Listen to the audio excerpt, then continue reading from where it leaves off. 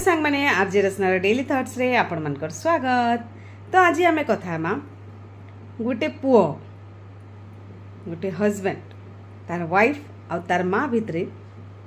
केनता फसी जासी आउ से फसबार नु केनता करी बाहरिबार कथा से विषय कथा वाइफ आउ माँ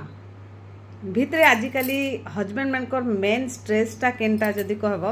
बेले सबको बड़ स्ट्रेस होचे माँ आउ कनियार मझीने पिसी जीवाटा होचे ताकर मेन स्ट्रेस। सो मुई कहवा लगी चाहमी जे ई जिनिस रे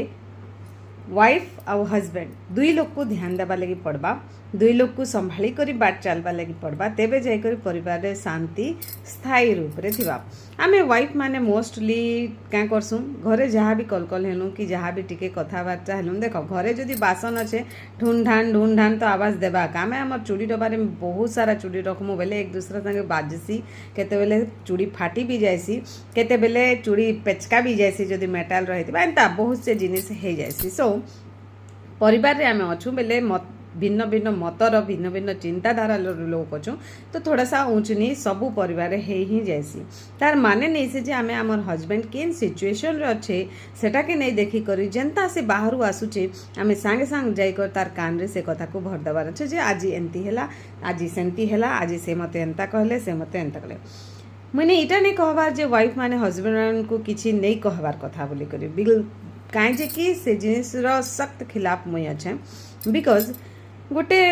झील पिला तार शाशुघर के आसी जे तार सबको बड़ सांग तार हजबैंड ही थीसी तार अलावा आर किए नहीं थन तो ऑब्वियसली से तार हजबैंड को तार कथा से शेयर करबा ओके। बाकी तार मतलब इटा भी नहीं से जे आमे जहाँ पारले ताहा कहीदेमु कहबार टाइम थीसी केन हिसाब रे कहमु केन प्रक्रिया रे कहमु जे हजबैंड से कथा के बुझी पारबे सेटा होचे वाइफ मानकर तरीका।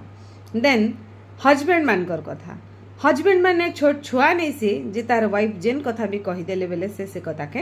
हाँ बोली करी कहबे। वाइफ आज 3 वर्ष 4 वर्ष 5 वर्ष 15 वर्ष 20 वर्ष होइछे आसीछनी घर के आउ अछन किंतु तुमे वर्ष वर्ष बिफोर 25 ईयर बिफोर 30 ईयर तुम्हें तुमर माँ बापा संगे रहीच तुमर भाई बहन सहित रहीच तो तुमर घर कथा के तुमर वाइफ अपेक्षा तमे जह भल से जानिछ तो तुम्हें से हिसाब रू डिसीजन नेबार कथा निजर वाइफ लगी स्टैंड नेबार कथा। बाकी समय काल पात्र देखिक स्टैंड नेबार कथा एंता नहीं से जो किसी भी समय पे जाओ और कुछ भी आया मुँह पे बक दो और वापस आ जाओ। जदि एंता आमे करमा घरे झगड़ा बाहरिबा अशांति क्रिएट हेबा। सो मोर प्रिय भाई आ बहन माने घर को संभालबार अच्छे बेले समय